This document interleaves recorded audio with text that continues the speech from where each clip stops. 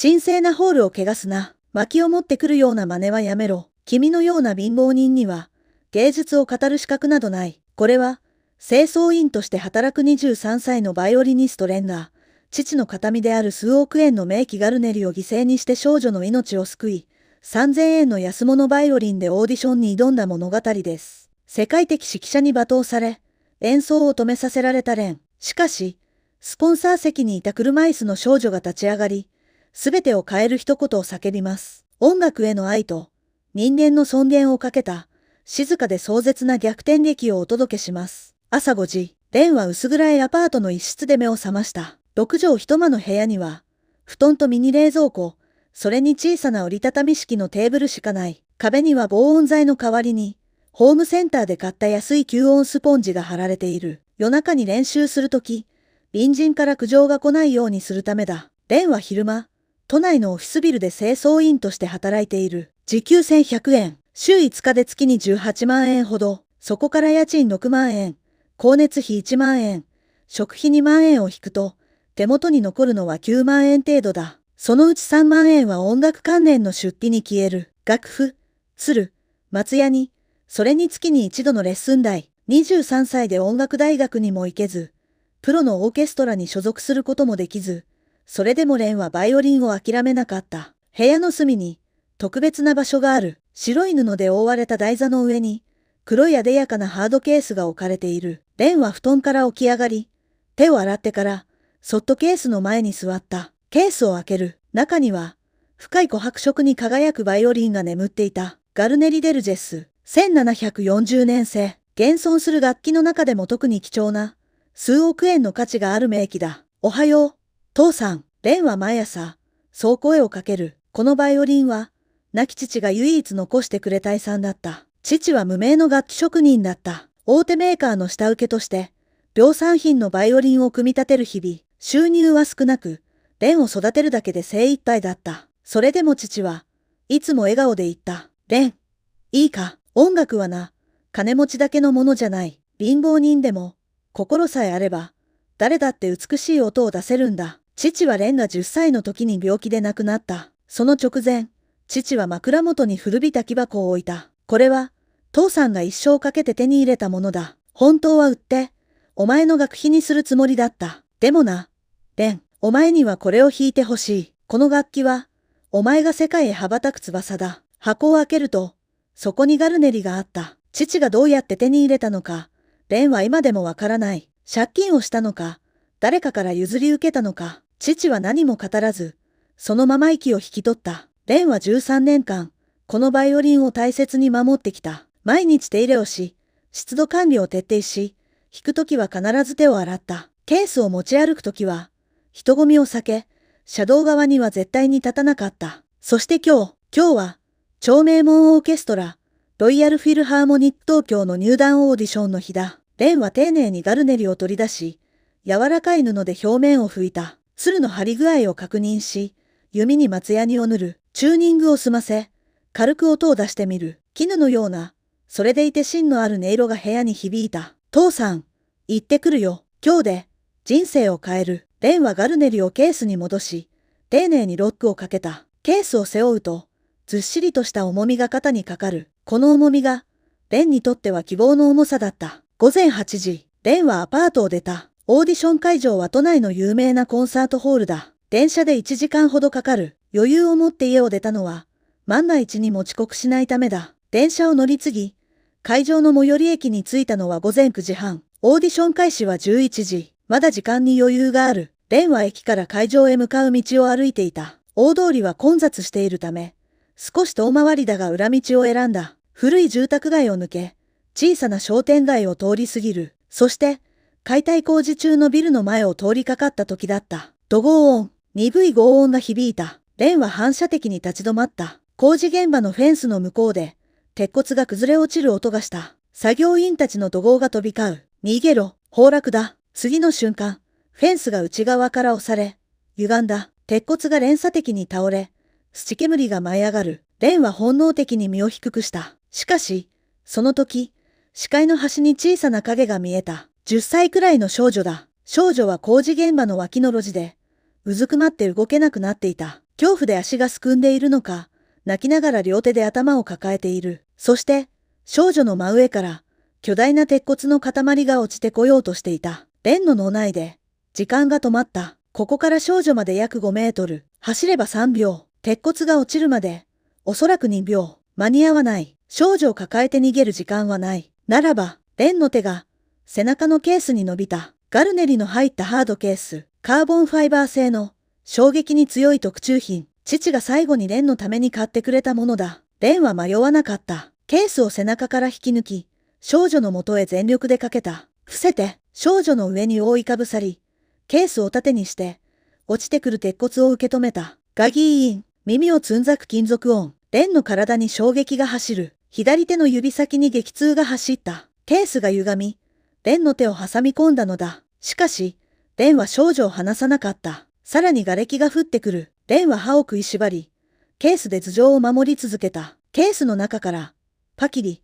という乾いた音が聞こえた。そして、ミシミシと木材がきしむ音。レンの心臓が凍りついた。ごめん、父さん。レンは叫んだ。やがて、轟音が止んだ。土煙がゆっくりと晴れていく。レンは体を起こし、少女の無事を確認した。少女は泣いていたが、怪我はない。レンは安堵のため息をついた。そして、恐る恐るケースを見た。ケースの表面は大きくへこみ、ロック部分がひしゃげている。レンは震える手でケースを開けた。中のガルネリは、ネック部分から真っ二つに折れていた。表板には亀裂が走り、側板は砕け、魂柱が倒れている。鶴はすべて切れ、ペグは折れていた。修復不可能だった。レンの視界が歪んだ。声にならない声が漏れた。少女はレンの顔を見上げ、何かを言おうとした。しかし、レンは少女の肩をつかみ、安全な場所まで運んだ。遠くからサイレンの音が聞こえる。大丈夫。もう安全だから、お母さんのところに戻りなさい。少女は何度も頭を下げた。しかし、レンは名前も告げず、その場を離れた。歩きながら、レンは左手を見た。人差し指と中指の先端が裂け、血が滲んでいた。ケースに挟まれた時の傷だ。レンはポケットからハンカチを取り出し、指に巻いた。そして、砕けたガルネリの入ったケースを見つめた。父の遺産、13年間守り続けた。唯一の希望。それが、今、レンの手の中で形を失っている。レンは立ち止まり、深く息を吸った。父の声が聞こえた気がした。レン、いいか、音楽はな、金持ちだけのものじゃない。貧乏人でも、心さえあれば、誰だって美しい音を出せるんだ。レンは顔を上げた。オーディションは、あと1時間後に始まる。レンは必死に走った。脳内で父の声が何度も響く。どんな時も音楽を止めるな。お前の音は、誰かを救える。レンは商店街を駆け抜けた。時計を見る。午前10時15分。会場まであと20分。オーディションまで45分。ガルネリは失った。でも、オーディションは諦められない。レンの視線が、通りの角にある古びた店にとどまった。リサイクルショップハーモニー。ウィンドウには、古い家電製品や衣類、雑貨が雑然と並んでいる。そして、店の奥の壁に、何本かの楽器が吊るされているのが見えた。レンは店に飛び込んだ。すみません。バイオリンを売ってください。店主は70代くらいの老人で、カウンターで新聞を読んでいた。レンの血相を変えた様子に目を丸くする。バイオリン？あっちの壁にあるよ。でも、どれもジャンク品だ。ちゃんと音が出るかどうかは保証できないよ。レンは壁に駆け寄った。そこには3本のバイオリンが吊るされていた。1本目はつるが2本しかなく、表板に大きなひびが入っている。2本目はペグが1本かけている。そして3本目は、小さな子供用サイズのバイオリンだった。レンは3本目を手に取った。全長は大人用の4分の3程度。表板には細かい傷が無数にあり、ニスは剥げている。しかし、構造上の破損はない。つるも4本揃っている。これ、いくらですか？それは3000円だ。10年くらい前に誰かが持ち込んだきりだね。レンは財布を開けた。中には5000円札が1枚と、小銭が少し。今月の生活費の残りだ。これ、買います。あと、弓も。弓はサービスでつけるよ。どうせ誰も買わないしね。店主は適当な弓を1本渡してくれた。毛は少し擦り切れているが、使えないことはない。レンは代金を支払い、店を飛び出した。走りながら、レンは楽器を確認した。チューニングはめちゃくちゃだ。A 線は半音近く低く、E 線は逆に高い。片当てもない。レンは立ち止まり、コンビニの前でしゃがみ込んだ。ケースから、かろうじて無事だった音差を取り出す。440Hz のラの音を確認し、ペグを回してチューニングを始めた。しかし、ペグが硬い。長年使われていなかったせいで、木が湿気を吸って膨張している。レンは力を込めて回した。左手の指先の傷が開き、血が滲む。クソ。レンは歯を食いしばり、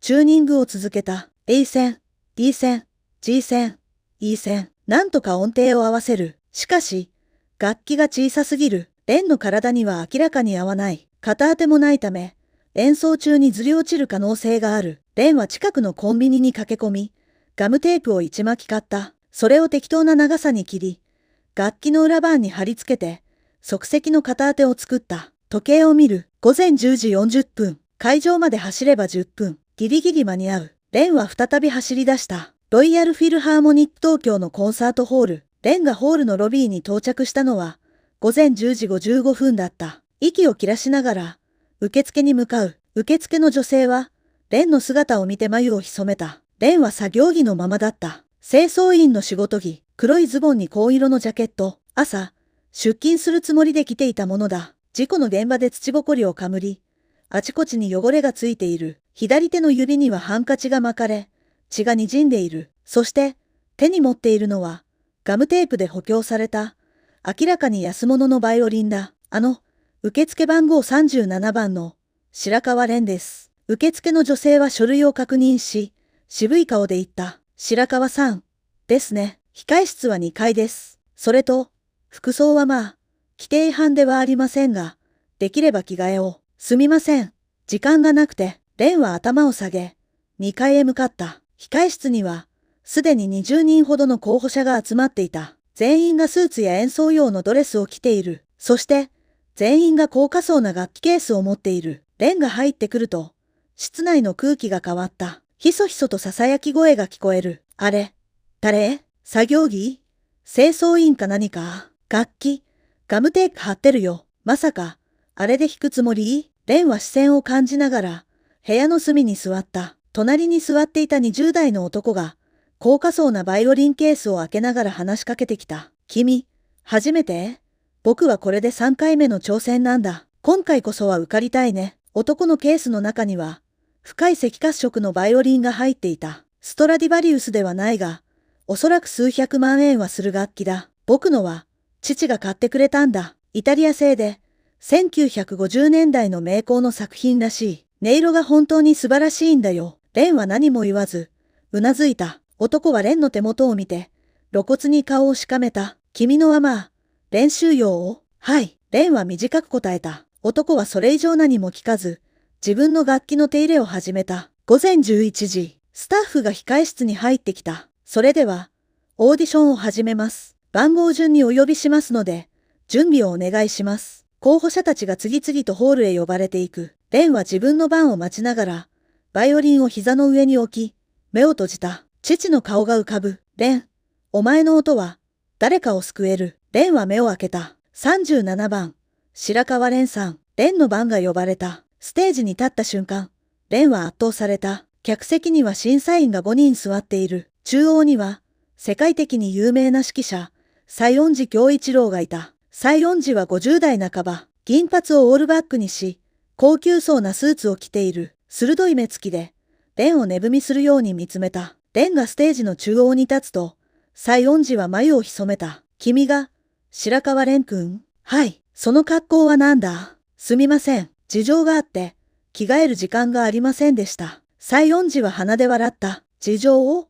時間管理もできない人間が、オーケストラで演奏できると思っているのか？レンは何も言えなかった。西園寺の視線が、レンの手元に移った。そして、ガムテープで補強された安物のバイオリンを見た瞬間、西園寺の顔が歪んだ。それはなんだ？バイオリンです。バイオリン？冗談だろう。そんな薪のようなもので、ここで演奏するつもりか？審査員の一人が苦笑した。別の審査員は露骨に顔を背けた。西園寺は立ち上がった。君、帰りたまえ。ここはゴミ捨て場ではない。神聖なホールを汚すな。レンの心臓が跳ねた。お願いします。レンは深く頭を下げた。音で判断してください。楽器ではなく、僕の演奏で。西園寺は冷たい目で蓮を見下ろした。君のような貧乏人には、芸術を語る資格などない。音楽は、優雅で高尚なものだ。生活習のする人間が触れていいものではない。蓮は顔を上げた。それは違います。何？音楽は、誰のものでもありません。金持ちでも貧乏人でも、心があれば、美しい音を出せます。西園寺の目が細くなった。ほう、では証明してみせたまえ。5分だけ時間をやる。弾いてみろ。蓮は楽器を構えた。課題曲はパガニーニのカプリース第24番。超絶技巧が求められる難曲だ。蓮は左手の指先の傷を押さえ、弓を鶴に当てた。そして、弾き始めた。最初の音が鳴った瞬間、ホール内に奇妙な静寂が生まれた。安物の楽器特有のノイズ混じりの音。チューニングも完璧ではなく、いい線がわずかに高い。楽器が小さいため、音量も十分に出ない。しかし、蓮の指が鶴を押さえるたび、そこには何かが乗っていた。痛み、喪失、それでも前に進もうとする。生への渇望。審査員席の端に座っていた若い女性。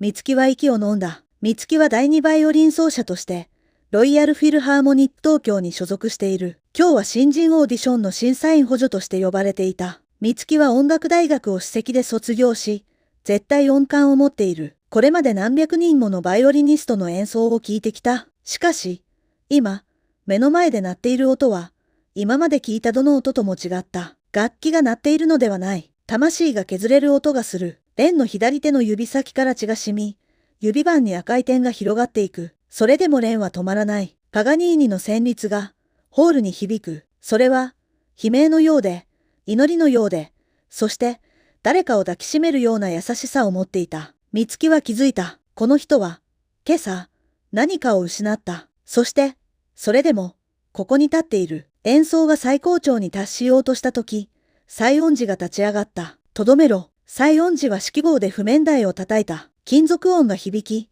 蓮の演奏が止まった。ホールに沈黙が落ちた。蓮は弓を止め、西園寺を見た。西園寺の顔は怒りで歪んでいた。不快だ。西園寺は吐き捨てるように言った。チューニングも甘い。音色は汚い。雑音だらけで、聞くに答えない。何より、その指、血で指板を汚すつもりか。蓮は左手を見た。人差し指と中指の傷口が開き、血が鶴を伝って滴り落ちている。申し訳ありません。蓮はポケットからハンカチを取り出し、指板を丁寧に拭いた。血の跡が消える。そして、鶴も一本ずつ拭いていく。西園寺は腕を組み、冷たい目で蓮を見下ろした。君は、ここが何の場所かわかっているのか？はい。ロイヤルフィルハーモニック東京の入団オーディションです。そうだ。我々は世界水準のオーケストラだ。皇族や各国の大使、財界の重鎮が足を運ぶ。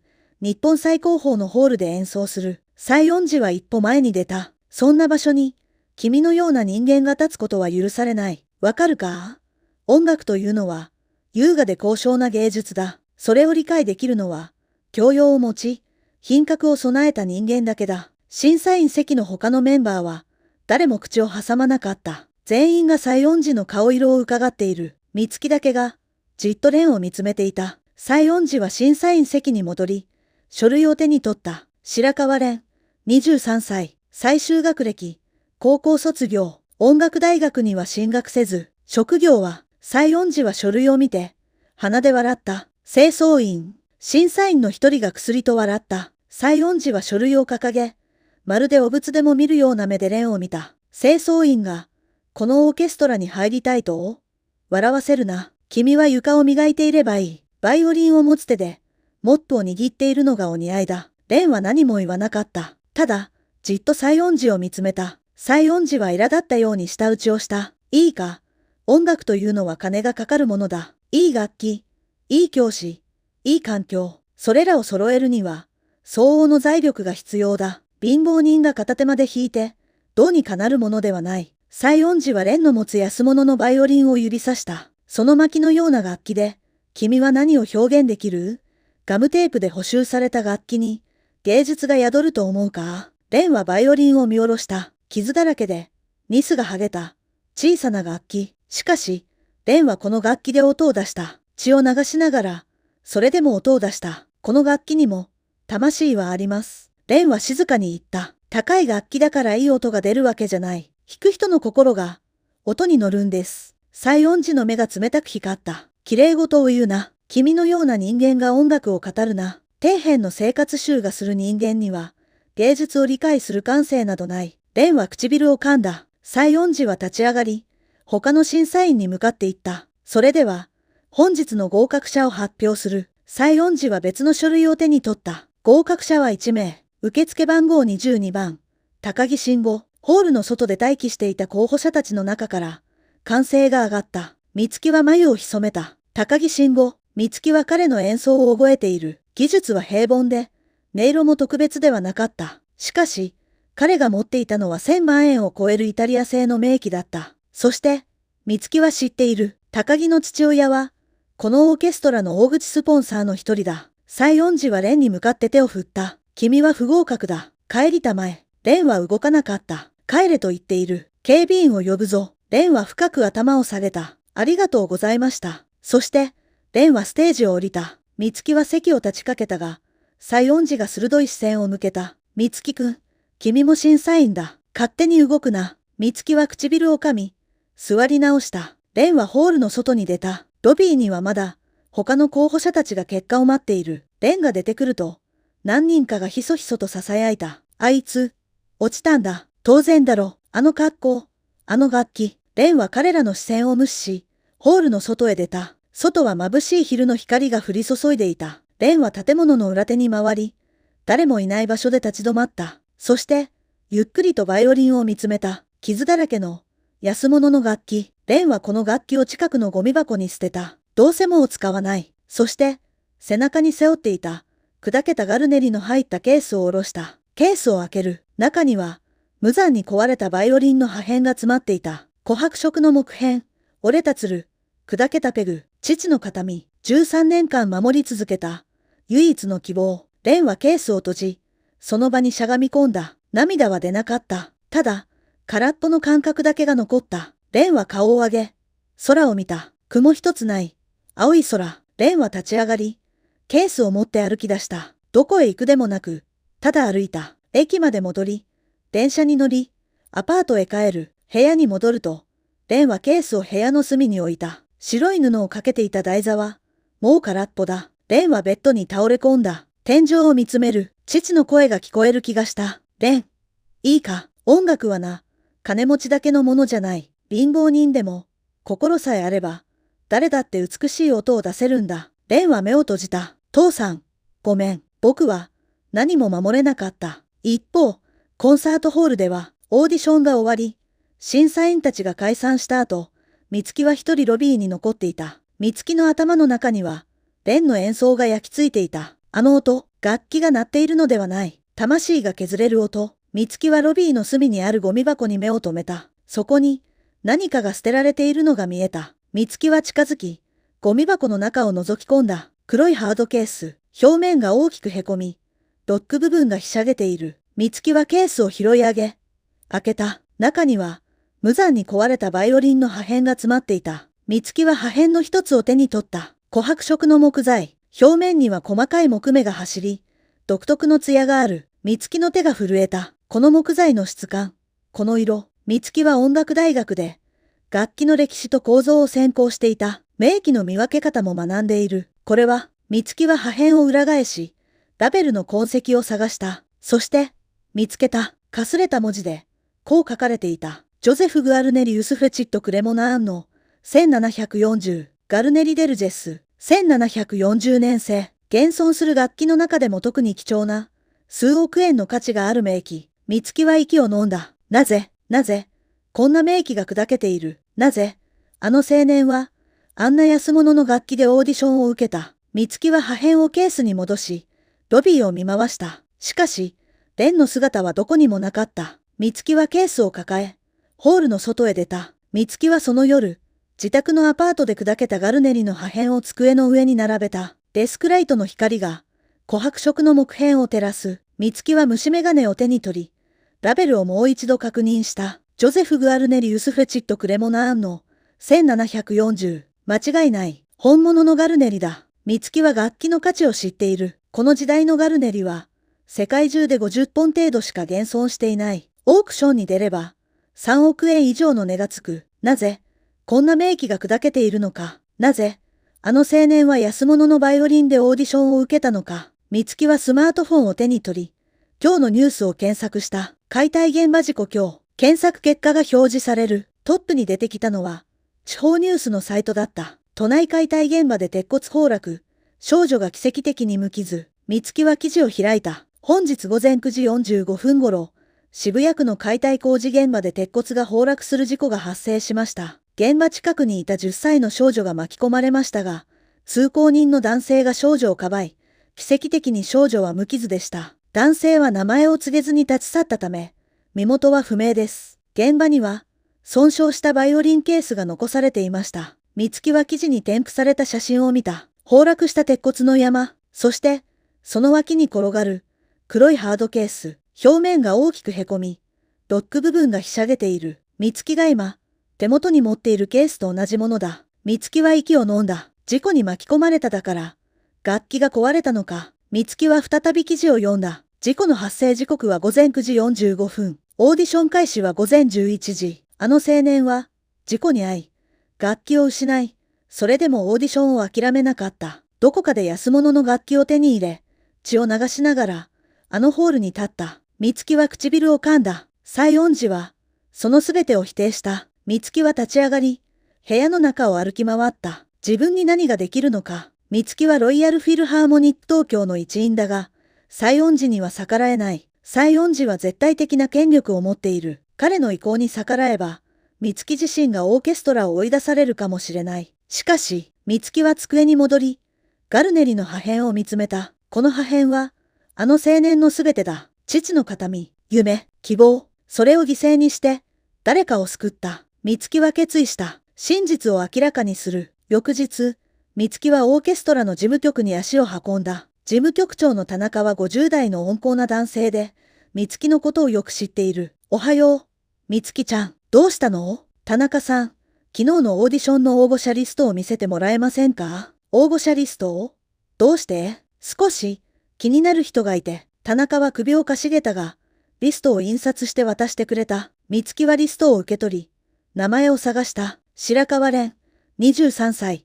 住所が記載されている。都内のアパート。美月はスマートフォンで住所を検索し、地図を確認した。渋谷区、事故現場から近い。美月は田中に礼を言い、事務局を出た。そして、その足で白川蓮の住所へ向かった。白川蓮のアパートは、古い木造の2階建てだった。外壁は色あせ、階段はきしんでいる。美月は2階の角部屋の前に立ち、ドアをノックした。しかし、返事はない。美月は何度かノックを繰り返したが、やはり反応はなかった。美月は階段を降り、1階の管理人室を訪ねた。管理人は70代の老婆で、小さなテレビを見ていた。すみません。2階の白川さんはいらっしゃいますか？白川さん？あの子なら昼間は仕事に出てるよ。清掃員の仕事でね。夜も遅いから、なかなか会えないね。そうですか。美月は礼を言い、アパートを後にした。一方、ロイヤルフィルハーモニック東京の事務局では、西園寺が事務局長の田中を呼び出していた。田中くん、次回の定期演奏会のスケジュールは？はい。来週の土曜日です。曲目はベートーベンの第9とチャイコフスキーのバイオリン協奏曲です。来賓は、VIP席には、立花会長がいらっしゃる予定です。西園寺の目が光った。立花会長が、はい、お孫さんもご一緒だそうです。立花会長、日本有数の財閥の総帥で、ロイヤルフィルハーモニック東京の最大のスポンサーだ。毎年、数億円の寄付をしている。西園寺にとって、立花会長は最も重要な人物の一人だった。わかった。当日は万全の準備をするように、承知しました。田中が退出した後、西園寺は椅子に深く座り込んだ。そして、引き出しから一冊のノートを取り出した。ノートには、過去10年間のオーディション合格者のリストが記されている。そして、それぞれの名前の横には、金額が記されていた。高木慎吾、1500万円。佐藤雄一、2000万円。山田健太、1000万円。すべて、賄賂の金額だ。西園寺は、才能ではなく金で団員を選んでいた。富裕層の指定を優先的に入団させ、その見返りに多額の寄付を受け取る。オーケストラの運営費は潤い、西園寺自身の懐も潤う。西園寺にとって、音楽は金を生む道具に過ぎなかった。才能などどうでもいい。金になる団員がいれば、オーケストラは安泰だ。西園寺はノートを閉じ、引き出しに戻した。そして、定期演奏会のプログラムを手に取った。チャイコフスキーのバイオリン協奏曲、ソリストは、先月入団したばかりの新人、高木慎吾だ。高木の父親は大手不動産会社の社長で、今回の入団に際して3000万円の寄付をしてくれた。西園寺は満足げに微笑んだ。来週の演奏会で、立花会長にも気に入ってもらおう。そうすれば、さらなる寄付が期待できる。西園寺は椅子から立ち上がり、窓の外を見た。都会の夜景が広がっている。音楽は、選ばれた者だけのものだ。西園寺はつぶやいた。その頃、美月は自宅で白川蓮について調べ続けていた。美月は SNS を検索したが、蓮のアカウントは見つからなかった。おそらく、SNS はやっていないのだろう。美月は別の方法を考えた。清掃員として働いているなら、どこかの清掃会社に所属しているはずだ。美月は蓮のアパート近くの清掃会社を検索し、片っ端から電話をかけた。3社目で、当たりが出た。白川蓮さん。ええ。うちで働いてますよ。ビル清掃の担当です。白川さんと連絡を取りたいんですが、申し訳ありませんが、個人情報はお教えできません。そうですか。美月は電話を切り、考え込んだ。直接会う方法はないか。美月は、来週の定期演奏会のことを思い出した。コンサートホールでは、演奏会の前後に清掃が入る。もしかしたら、蓮もそこで働いているかもしれない。美月は決めた。来週の定期演奏会の日、早めにホールへ行く。そして、蓮を探す。美月は机の上のガルネリの破片を見つめた。待ってて。必ず、真実を明らかにするから。美月は破片を小さな補丁に入れ、大切にバッグにしまった。定期演奏会当日、蓮は午前10時からコンサートホールで働いていた。ロビーの床を磨き、客席の椅子を拭き、トイレを清掃する。いつもの仕事だ。演奏会は午後2時開演。会場は午後1時。蓮は会場前にすべての清掃を終え、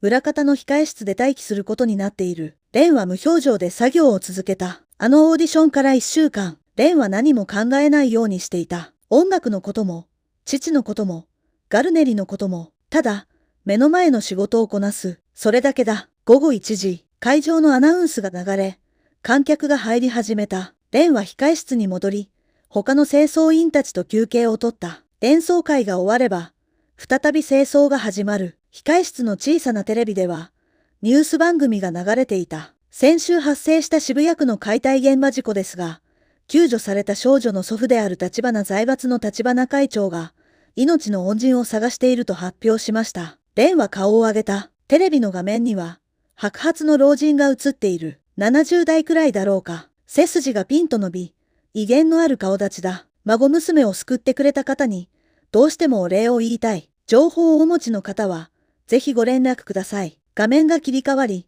車椅子に座った少女が映った。蓮は息を飲んだ。あの時の少女だ。少女は無表情で、うつろな目をしている。レポーターが話しかけても、反応しない。京子ちゃんは、事故のショックで言葉を失ってしまったそうです。立花会長は、孫娘が一日でも早く回復することを願っているとのことです。蓮は唇を噛んだ。あの子が、言葉を失った。蓮のせいだ。いや、違う。蓮がかばわなければ、あの子は命を失っていたかもしれない。でも、心に傷を負わせてしまった。先輩の清掃員が声をかけた。白川、どうした？顔色悪いぞ。いえ、大丈夫です。蓮はテレビから目をそらした。午後2時、演奏会が始まった。控え室にも、ホールからかすかに音楽が聞こえてくる。ベートーベンの第9、力強く、荘厳な旋律。蓮は目を閉じた。音楽を聴くのが、辛い。あのオーディション以来、蓮は一度もバイオリンに触れていない。部屋の隅に置かれた砕けたガルネリのケースも、見ないようにしている。午後3時、第1部が終わり、休憩時間に入った。蓮は控え室から出て、ロビーの清掃を始めた。観客たちが談笑しながら歩き回り、床が汚れる。蓮はモップを手に、床を拭いていく。その時、ロビーの奥から人波が割れた。車椅子を押した老人が現れた。立花会長だ。そして、車椅子に座っているのは、あの少女、京子だ。蓮は思わずモップを握る手を止めた。しかし、すぐに視線をそらし、作業を続けた。顔を見られてはいけない。もし会長に気づかれたら、面倒なことになる。蓮は床に視線を落とし、会長たちから離れるように移動した。しかし、京子が、突然車椅子から立ち上がった。周囲がざわついた。会長が驚いて京子を支えようとする。京子は会長の手を振り払い、走り出した。蓮の方へ。蓮が振り返った瞬間、京子が蓮の作業着の裾を掴んだ。京子は蓮を見上げ、唇を震わせた。そして、かすれた声が出た。周囲の観客が注目する。会長が駆け寄ってくる。京子は蓮の裾を強く掴み、涙を流しながら言った。あの時の、お兄ちゃんの音。蓮は凍りついた。京子は続けた。お兄ちゃんが、助けてくれた。あの音、忘れてない。お兄ちゃんの、優しい音。ロビーが静まり返った。会長が蓮の前に立った。君が、あの時、京子を、蓮は何も言えなかった。その時、西園寺が駆けつけてきた。会長、何事ですか？西園寺は蓮を見て、顔色を変えた。君はあの時の、清掃員。西園寺は蓮の腕を掴もうとした。なんだ君は、薄汚い清掃員が、会長のお孫さんに何をした。その瞬間、別の声が響いた。違います。美月だった。美月はロビーを横切り、蓮の前に立った。彼は、お孫さんを救った恩人です。美月はバッグから補丁を取り出し、中身をテーブルの上に広げた。ガルネリの破片、琥珀色の木片が、ロビーのライトを反射して輝いた。美月は会長に向かって言った。これは、ガルネリ・デルジェスという、数億円の価値がある名器の破片です。先週の解体現場の事故で、彼はこの楽器を盾にして、お孫さんを守りました。会長は破片を見つめた。美月は続けた。彼の名前柱川蓮、バイオリニストです。この楽器は、亡くなったお父様の形見でした。彼は自分のすべてを犠牲にして、京子さんを救ったんです。会長の目に涙が浮かんだ。君が、会長は蓮の手を取った。私が、15年前に、君のお父様に送ったガルネリを、守るよりも、孫の命を選んでくれたのか。蓮は目を見開いた。会長は静かに言った。君のお父様、白川健一さんとは古い知り合いでね。彼は素晴らしい職人だった。私は彼の仕事に感銘を受け、ガルネリを送った。しかし、彼は数年後に亡くなった。その楽器が君に受け継がれていたとは、会長は蓮の肩を抱いた。ありがとう。本当に。ありがとう。京子も蓮の手を握った。お兄ちゃん。ありがとう。蓮の目から、涙が溢れた。西園寺は顔面蒼白で立ち尽くしていた。美月は西園寺を睨みつけた。西園寺先生、あなたは先週のオーディションで、この人を侮辱し、追い出しました。才能ではなく、金で団員を選んでいることも私は知っています。西園寺は後ずさった。何を言って、会長が鋭い声で言った。西園寺、それは本当か？西園寺は言葉に詰まった。会長は冷たい目で西園寺を見た。調査させてもらう。もし事実なら、あなたには責任を取ってもらう。西園寺はその場に崩れ落ちた。会長は蓮の肩に手を置いた。君に、演奏してもらいたい。蓮は顔を上げた。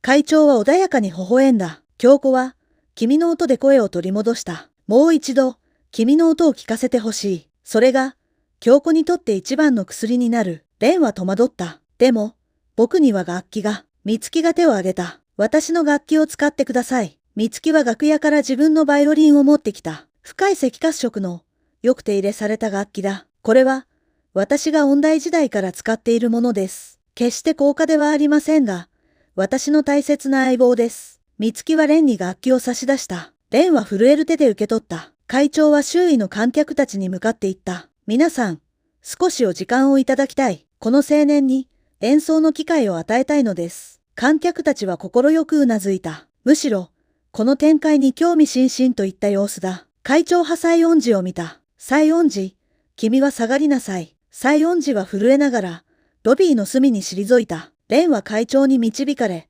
ホールのステージに上がった。客席には、休憩時間を終えた数百人の観客が座っている。VIP席には、会長と京子が並んで座った。蓮はステージの中央に立ち、楽器を構えた。1週間ぶりに触れるバイオリン。重みが、懐かしい。蓮は目を閉じ、深呼吸をした。何を弾こう。蓮の脳裏に、父の顔が浮かんだ。そして、京子の笑顔。蓮は決めた。バッハの G 戦場のアリア。父が一番好きだった曲だ。蓮は弓を鶴に当て、最初の音を出した。静かで、優しい旋律がホールに響いた。美月の楽器は、蓮の手に馴染んだ。決して高価な楽器ではないが、長年引き込まれた温かみがある。ハスハメを開け、客席を見た。観客たちは息を飲んで聞いている。蓮は演奏を続けた。一音一音に、蓮のすべてが乗っていた。父への感謝、教子への祈り、音楽への愛、そして、この1週間の喪失と痛み、すべてが、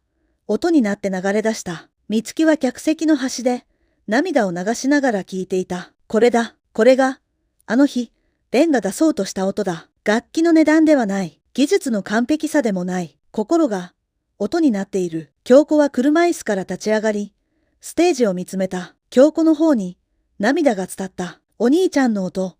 温かい。会長は孫娘の肩を抱き、共に音楽に耳を傾けた。曲が終わりに近づく。最後の一音が、ホールに消えていった。静寂。そして、爆発的な拍手が起こった。観客たちは総立ちになり、蓮に拍手を送った。ブラボー。素晴らしい。蓮は深く頭を下げた。涙が止まらなかった。会長はステージに上がり、蓮の手を取った。君に、正式にオファーをしたい。我がロイヤルフィルハーモニック東京のソリストとして、迎え入れたい。蓮は声を詰まらせた。本当に、僕なんかで、君以外にいない。会長は力強く言った。君の音楽には、人の心を動かす力がある。それは、どんな高価な楽器でも、どんな華麗な技術でも得られないものだ。蓮は深く頭を下げた。ありがとうございます。客席から再び拍手が湧き起こった。その日の夕方、西園寺の不正は、オーケストラの理事会で正式に調査されることが決まった。過去10年間の入団者リストと、賄賂の記録がすべて明るみに出た。西園寺は常任指揮者の座を追われ、オーケストラから永久追放された。高木慎吾を含む、賄賂で入団した団員たちも、全員が契約を解除された。会長は理事会で宣言した。このオーケストラは、才能と情熱を持つ者たちの場所だ。金で音楽を汚すことは、二度と許さない。それから3ヶ月後、蓮は小さな工房を訪れていた。ここは、楽器修復の専門家がいる場所だ。職人の老人が、作業台の上に何かを置いた。ガルネリだった。ネック部分は接合され、表板の亀裂は丁寧に修復されている。しかし、完全に元通りというわけではない。傷跡が残り、木材の一部は新しいもので補われている。完璧には治らなかった。でも、音は出る。職人は言った。蓮はガルネリを手に取った。少し軽くなった気がする。それでも、これは父の形見だ。蓮は楽器を構え、弓を弦に当てた。音が出た。以前とは違う音色だ。少し乾いて、少し儚い。でも、温かい。蓮は微笑んだ。父さん、聞こえる？これが僕の、今の音だ。その日の夜、ロイヤルフィルハーモニック東京の定期演奏会が開かれた。ソリストとして、白川蓮が初めてステージに立った。客席の最前列には、車椅子から降りて歩けるようになった京子が、笑顔で座っていた。その隣には会長がいる。オーケストラの第二バイオリンには、美月が座っている。美月は蓮を見て、微笑んだ。指揮者が合図を送る。演奏が始まった。チャイコフスキーのバイオリン協奏曲。蓮は修復されたガルネリを弾いた。傷だらけの楽器から、かつてない音色が響いた。完璧ではない。でも、心がある。蓮の音楽は、ホールを満たし、人々の心に届いた。演奏が終わり、拍手が鳴り止まない。蓮は深く頭を下げた。そして、客席の京子を見た。京子は両手を振って、笑っていた。蓮は微笑んだ。父さん、僕はここにいる。音楽と共に、生きていく。